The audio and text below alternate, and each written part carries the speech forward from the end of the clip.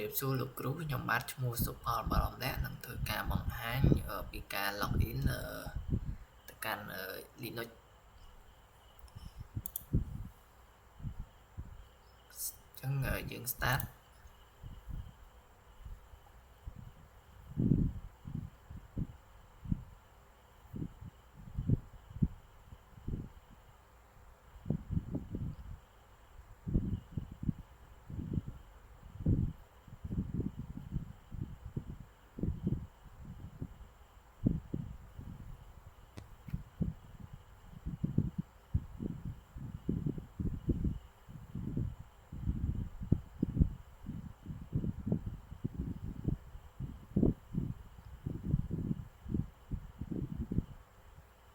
ចឹងអានេះគឺជា Ubuntu ដែលយើង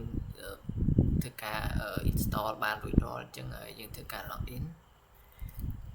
SP3 password 123តាមហើយយើងការបង្ហាញលើ ls/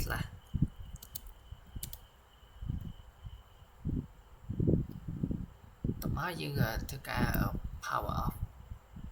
ដោយវាយ command sudo power off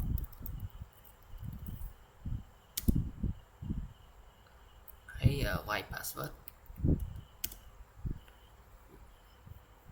ចឹងវានឹងធ្វើការ shut down ចឹងវីដេអូខ្ញុំមានតែប៉ុណ្្នឹងអរគុណលោកគ្រូ